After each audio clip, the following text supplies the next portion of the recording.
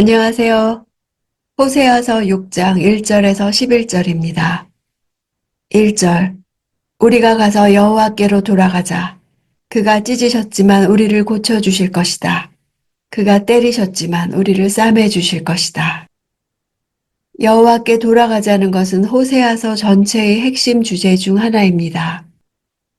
마치 고멜이 남편 호세아를 떠나 다른 남자에게 갔던 것처럼 이스라엘 백성은 여호와를 떠나 바알을 중심으로 한 이방의 각종 우상들을 오랫동안 섬겼습니다. 이러한 삶은 결국 그들에게 여호와의 심판을 초래했습니다. 본문은 훗날 이스라엘이 아수르를 통해 당하게 될 극심한 고난, 즉 멸망과 포로 상황과 그 후에 여호와의 회복하심을 예언하는 구절입니다. 사자가 양을 찢듯이 여호와께서 이스라엘을 찢으셨습니다. 죄를 심판하시기 위해 하나님이 찢으신 상처는 오직 하나님만 치료할 수 있기에 이스라엘은 여호와께로 돌아가야 합니다. 2절. 이틀이 지나면 그가 우리를 살리실 것이다. 3일째에 그가 우리를 일으켜 세워서 우리가 그 앞에서 살 수 있을 것이다. 이틀, 사흘은 히브리적 시간 이해로 아주 짧은 시간을 나타냅니다. 조속한 시일 내에 확실히 회복시키실 것을 강조합니다. 이 예언의 이면적 의미는 십자가에서 죽으신 예수를 부활에 이르게 하는 것입니다. 금요일 오후에 무덤에 묻혀 토요일 하루를 지내고 주일 새벽에 부활하신 그리스도의 부활 시간은 날짜로 보면 사흘이요, 시간으로 보면 이틀입니다. 3절. 그래서 우리가 여호와를 알자. 여호와를 알기 위해 전심전력하자. 그가 오시는 것은 새벽이 오는 것처럼 분명하다. 그는 마치 비처럼, 마치 땅을 적시는 봄비처럼 우리에게 오실 것이다. 여호와를 알자는 것 또한 호세아서 핵심 주제 중 하나입니다. 알다라는 단어는 야다로 경험에서 아는 것이며 직접적 관계를 통해 아는 것을 뜻합니다. 어두운 밤이 지나고 새벽이 되면 빛이 나오는 것이 의심할 여지 없는 분명한 사실인 것처럼 회개하여 여호와 알기를 힘쓰는 하나님의 백성에게 하나님은 자신을 드러내시고 은총을 베푸신다는 사실 역시 의심할 여지 없는 분명한 사실입니다. 5장 15절에 나왔던 간절히 찾다는 단어와 새벽이라는 단어는 철자가 같아서 언어 유희를 하고 있습니다. 처소로 돌아가신 하나님은 이스라엘이 고난 중에 당신을 간절히 찾기를 기대하십니다. 어두운 밤이 지나면 새벽이 오는 것처럼 간절히 찾을 때 여호와께서 다시 나오실 것입니다. 그가 오신다는 것은 앞에서 하나님께서 당신의 처소로 자신을 감추시고 철수하신 것과 대조되고 있습니다. 이스라엘 땅에서 이른 비와 늦은 비는 내리는 계절이 정해져 있어서 그것을 확신할 수 있듯이 이스라엘이 회개한 이후에 여호와께서 이스라엘에 임하셔서 그들 가운데 은혜를 베푸실 것이란 사실도 확신할 수 있습니다. 농사에 필요한 비가 내려 땅을 적시듯이 여호와께서 그의 백성에게 임하실 때에 오랫동안 메말라 있던 그들의 심령을 촉촉하게 적셔서 그들의 영혼과 삶을 풍성하게 할 것을 말씀하십니다. 4절. 에브라임아, 내가 내게 어떻게 할까? 유다야, 내가 내게 어떻게 할까? 너희 인애는 아침 구름과 같고 금방 사라지는 새벽 이슬과 같다. 하나님의 심판을 도저히 피할 수 없는 그들의 죄악상에 대해 하나님은 깊이 한탄하여 탄식하십니다. 하나님께서 가장 먼저 언급하시는 것은 인애, 헤세드의 상실입니다. 아침 구름과 새벽 이슬은 그럴듯한 외향은 있으나 실제적인 열매를 전혀 얻을 수 없는 거짓되고 패역하고 변덕스럽고 진실하지 못한 삶의 면모를 단적으로 표현하고 있습니다. 5절.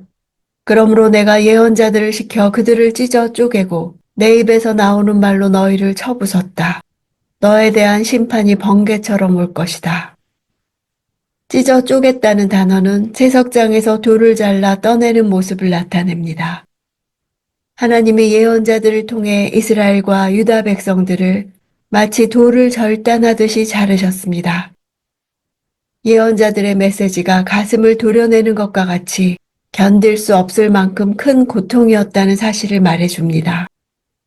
말로 쳐부순 것은 선지자들을 통해 그들을 정죄하고 선언하셨다는 의미입니다. 성경에서 하나님의 말씀은 날카로운 칼에 비유됩니다.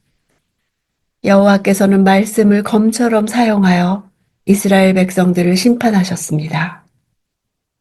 6절 내가 바라는 것은 인애이지 제사가 아니며 하나님을 아는 것이지 번제가 아니다. 제사의 진정한 목적은 형벌을 무마시키려는 것이라기보다 죄의 값이 너무도 크기 때문에 다시는 죄를 짓지 못하도록 동기를 부여하는 것에 있었으나 그들은 하나님께 제사를 드려 속죄를 받을 수 있다는 생각으로 오히려 세상에 나가 더 당당하게 죄를 저질렀던 것입니다. 제사와 번제로 인애와 하나님을 아는 지식을 대체할 수는 없습니다. 헤세드는 언약에 근거한 개념으로 하나님의 말씀을 성실하게 준수하며 사는 삶을 가리킵니다. 8절 길르앗은 악을 행하는 사람들의 성읍이어서 피 발자국으로 덮여 있다. 주전 740년경에 이스라엘의 장관 베가는 길르앗 사람 50명으로 더불어 이스라엘의 왕 부가히야를 비롯한 고위 관직 몇을 죽이고 스스로 왕위에 오른 사실이 있었습니다. 악을 행하는 사람들이란 표현은 아무런 가치도 없는 악에 열성적으로 헌신하여 그것을 적극적으로 실행에 옮기는 사람들이라는 뜻입니다. 9절 약탈자 무리가 매복해 사람을 기다리는 것처럼 제사장들 무리도 그렇다. 그들은 세겜으로 가는 길에서 살인을 하며 수치스러운 죄악을 저지른다. 세겜은 도피성의 하나로서 그곳에 몸을 피하러 오는 사람들이나 또 북이스라엘의 경건한 신앙인들 중 절기 때마다 남유다의 예루살렘으로 순례를 떠나는 이들이 길목에 있는 세겜 주변에 왔을 때 이들을 죽이고 재물을 약탈한 사실을 가리킵니다. 거룩한 직책을 부여받은 제사장들이 마치 무법한 폭력단처럼 조직을 형성하여 무고한 사람들을 잔혹하게 취급한 것을 묘사합니다. 11절 내가 포로된 내 백성을 회복시킬 때 유다 내게도 또한 추수할 때를 정해놓았다. 호세아 선지자는 주로 북이스라엘을 대상으로 예언을 하면서도 언약 백성으로서 정통성을 지니고 있던 유다에 대한 책망이나 심판 등을 간간히 진술하기도 했습니다. 이 11절은 7장 1절에 속하는 것이 자연스럽게 어울립니다. 추수는 심판을 나타냅니다. 하나님께서 포로된 백성을 회복시키려는 의도를 가질지라도 백성들의 죄악으로 말미암아 그렇게 할 수 없다는 의미입니다. 제사의 정신은 내 죄를 처리하는 것입니다.